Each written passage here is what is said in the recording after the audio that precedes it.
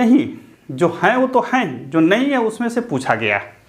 पहला है पूर्ण रोजगार, दूसरा है मूल्य स्थिरता, तीसरा है धन एवं आय का न्यायपूर्ण वितरण, और चौथा है अंतर्राज्यीय व्यापार का नियमन।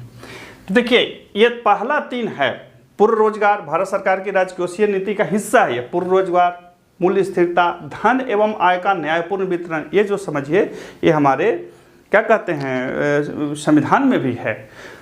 आपका जो राज्य के नीति निर्देशक तत्व हैं उसमें समाहित है कि राज्य कोई ऐसा काम नहीं करेगा जिससे धन एक जगह संग्रहित हो जाए। इससे क्या होता है कि लोगों की जो व्यक्तिगत स्वतंत्रता है वो प्रभावित होने लगती है। तो भारत सरकार का यह एक उद्देश्य है कि धन एवं आय का न्यायपूर्ण वितरण, कैसा वितरण हो, न्यायपूर्ण।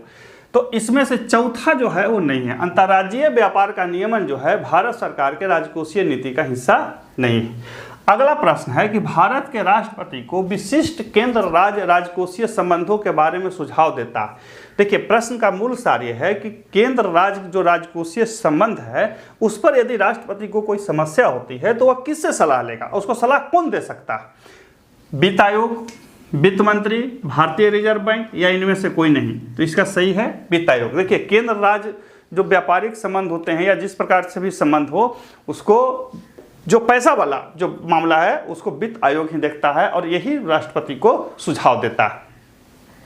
अगला जो है इकोनॉमिक से ही प्रश्न है, अदृश्य निर्यात, इनविजिबल एक्सपोर्ट क्या है? तस्करी से सामान का निर्यात, बगैर लिखित सामान निर्यात, सेवाओं का निर्यात, या इनमें से कोई नहीं? अदृश्य निर्यात, अदृश्य निर्यात उस निर्यात को कहा जाता है जो हो तो रहा होता है लेकिन दिखता नहीं। तो कहिए कि अरे श्रीमान तस्करी से सामान निर्यात हो गया, बगैर लिखित निर्यात हो गया, तो ये होगा तो नहीं होगा? नहीं, ऐसा इसलिए नहीं होता है कि ये सब जो निर्यात होते हैं इसमें जो व्यापारी होते हैं उसको कुछ तो फायदा होता है, सरकार को कोई फायदा नहीं होता है। टैक्स से कहीं चोरी होता है, तस्करी में तो सिर्फ टैक्स का ही चोरी है, बाकी तो जो सामान बन रहा है वही बिकेगा।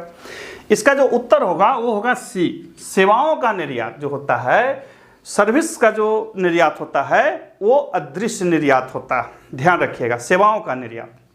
अगला है कि संविधान के किस अनुच्छेद के तहत राष्ट्रपति किसी बिल पर अपनी अनुमति रोक लेगा? संविधान के किस अनुच्छेद के तहत राष्ट्रपति किसी भी बिल पर अपनी अनुमति रोक लेगा? अनुच्छेद 112, अनुच्छेद 111, अनुच्छेद 113, अनुच्छेद 114? तो सही उत्तर है अनुच्छेद 111 बी। अनुच्छेद 111 के तहत राष्ट्रपति किसी भी बिल पर अपनी अनुमति देने से मना कर सकते हैं। अब देखते हैं अगला प्रश्न।